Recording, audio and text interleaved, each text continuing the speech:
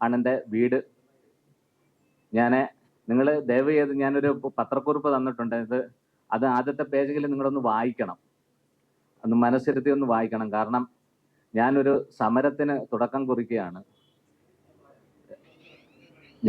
നമ്മുടെ ബഹുമാനപ്പെട്ട മുഖ്യമന്ത്രിക്ക് 25/6/2026 ഒരു പരാതി അയച്ചിരുന്നു. എൻ്റെ കേസുമായിട്ട് ബന്ധപ്പെട്ട് ഞാൻ ആലപ്പുഴ ജില്ലാ സഹകരണ ബാങ്കിലെ ഒരു മുൻ ജീവനക്കാരനായിരുന്നു. അപ്പം അവിടെ എന്നെ ഒരു കള്ളക്കേസിൽ കുരുക്കി എന്നെ ഒരു ദിവസം പോലീസ് കസ്റ്റഡിയിലും 7 ദിവസം ജയിലിലും അടച്ച് തുടർന്ന് എന്നെ പിരിച്ചുവിട്ട ഒരു സംഭവമാണ്. അതിൽ എനിക്ക് നീതി കിട്ടാൻ വേണ്ടി ഞാൻ ഒരുപാട് അലഞ്ഞു. ഞാനിവിടെ സെക്രട്ടേറിയറ്റ് പഠിക്കൽ 2013 13/9/2013 മുതൽ 2/11/2013 വരെയുള്ള 51 ദിവസം ഒറ്റയാൻ സമരം നടത്തി. അപ്പം ആദ്യം എൻ്റെ കേസ് വള്ളികുന്നം പോലീസ് അന്വേഷിച്ചു, പിന്നെ ആലപ്പുഴ ക്രൈം ഡിറ്റാച്ച്മെൻറ്റുകാർ അന്വേഷിച്ചു, പിന്നെ ഞാനിവിടെ സമരത്തിന് വന്നപ്പോഴത്തേക്ക് ക്രൈംബ്രാഞ്ച് അന്വേഷിച്ചു. ഇവരെല്ലാം കള്ള കുറ്റപത്രം കൊടുക്കുകയായിരുന്നു. എന്നെ ആദ്യ കായംകുളം കോടതി 2022 കുറ്റവിമുക്തനാക്കിയതിന് ശേഷം വീണ്ടും അന്നേരം കേരള ബാങ്ക് ആക്കി ഞാൻ തിരിച്ചു കയറാൻ അപേക്ഷ കൊടുത്തപ്പോഴത്തേക്ക് അവർ അത് 299 ദിവസം ഡിലേ ആക്കിയിട്ട് നമ്മുടെ ആലപ്പുഴ ജില്ലാ കോടതിയിൽ അപ്പീൽ ഫയൽ ചെയ്തു. അപ്പീൽ സ്വീകരിച്ചുകൊണ്ട് അപ്പീൽ കോടതി എന്നെ വെറുതെ വിട്ട് ഉത്തരവ് റദ്ദ് ചെയ്തു 2024. വീണ്ടും കായംകുളം കോടതിയിൽ കേസ് വിസ്തരിക്കുകയും ഞാൻ എൻ്റെ കേസ് സ്വന്തമായിട്ട് ഞാൻ വാദിച്ച് അങ്ങനെ 29/11/2025 ഞങ്ങളെ വീണ്ടും കുറ്റവിമുക്തരാക്കി. അപ്പൊ എനിക്കറിയേണ്ട ഒരു കാര്യം എന്ന് പറഞ്ഞു കഴിഞ്ഞാൽ, എന്തിനാണ് എന്നെ സസ്പെൻഡ് ചെയ്തത്? എന്ത് കുറ്റം ഞാൻ ചെയ്തിട്ടാണ് എന്നെ സസ്പെൻഡ് ചെയ്തത്? എന്തിനാണ് എന്നെ ഒരു ദിവസം പോലീസ് കസ്റ്റഡിയിൽ ക്രൂരമായി മർദ്ദിച്ച് 7 ദിവസം ജയിലിൽ അടച്ചത്?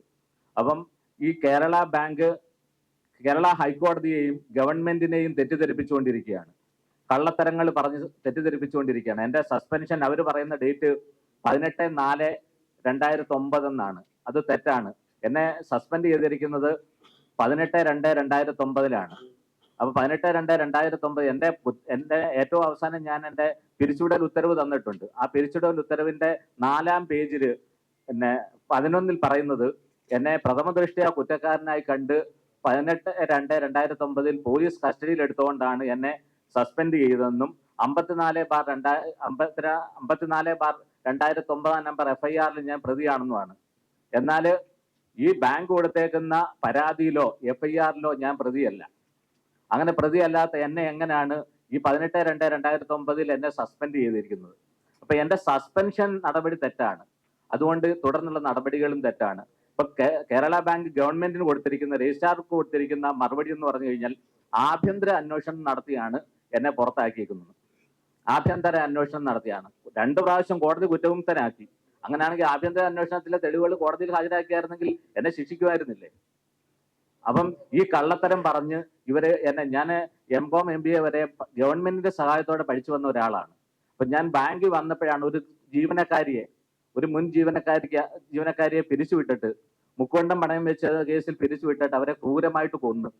അവരെ കൊന്നിട്ട് ആ കേസ് ഇന്ന് വരെ ആദ്യം ലോക്കൽ പോലീസ് അന്വേഷിച്ചു, പിന്നെ ക്രൈംബ്രാഞ്ച് അന്വേഷിച്ചു.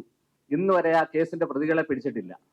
അപ്പോൾ അധാർമികമായിട്ടുള്ള നടപടികളാണ് നടന്നുകൊണ്ടിരിക്കുന്നത്. ഞാൻ ഈ കഴിഞ്ഞ 19-ാം തീയതി മുഖ്യമന്ത്രി ബഡ്ജറ്റ് കഴിഞ്ഞപ്പോൾ മുഖ്യമന്ത്രിയെ ഞാൻ നേരിൽ കണ്ടിട്ട് ഞാൻ എൻ്റെ പരാതി കൊടുത്തു. ആ പരാതി ഞാൻ നിങ്ങൾക്ക് തന്നിട്ടുണ്ട്, 19-ാം തീയതി കൊടുത്തത്. അപ്പോൾ ഞാനൊരു പുസ്തകം എഴുതിയായിരുന്നു, വെളിപ്പെടുത്തലുകൾ എന്ന് പറഞ്ഞു. ഇതിൽ ഞാൻ ഈ കാര്യങ്ങളെല്ലാം പറഞ്ഞിട്ടുണ്ട്. അത് മുഖ്യമന്ത്രിക്ക് കൊടുത്തിട്ടുമുണ്ട്. അപ്പം ബഹുമാനപ്പെട്ട മുഖ്യമന്ത്രി ഈ കാര്യങ്ങൾ, ഞാൻ 24/6/2010 എന്നെ പിരിച്ചുവിട്ടത്. 24/6/2026 ഉള്ളിൽ എനിക്ക് തിരിച്ചു കയറാനുള്ള നടപടി എടുക്കണമെന്നും പറഞ്ഞാണ് ഞാൻ പരാതി കൊടുത്തേക്കുന്നത്. അതുകൊണ്ട് എനിക്ക് നീതി കിട്ടിയില്ല എങ്കിൽ ഈ വരുന്ന 26/6/2026 മുതൽ 30/6/2026 5 മണി വരെ ഞാൻ അവിടെ ഈ സെക്രട്ടേറിയറ്റ് പഠിക്കൽ ഒറ്റയാൻ സമരം നടത്തുകയും 5 മണിക്കുള്ളിൽ എനിക്ക് നീതി കിട്ടിയില്ലെങ്കിൽ ഞാൻ 5:30-ക്കകം ജീവത്യാഗം ചെയ്യുമെന്നുള്ള കാര്യം ജില്ലാ പോലീസ് മേധാവിയെയും മേയറെയും മറ്റുള്ളവരെ എല്ലാവരെയും ഞാൻ ബോധ്യപ്പെടുത്തിയിട്ടുണ്ട്.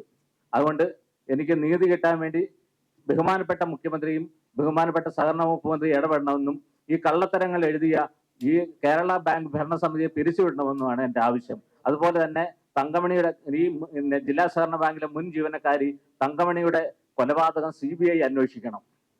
ഇതാണ് എൻ്റെ ആവശ്യം.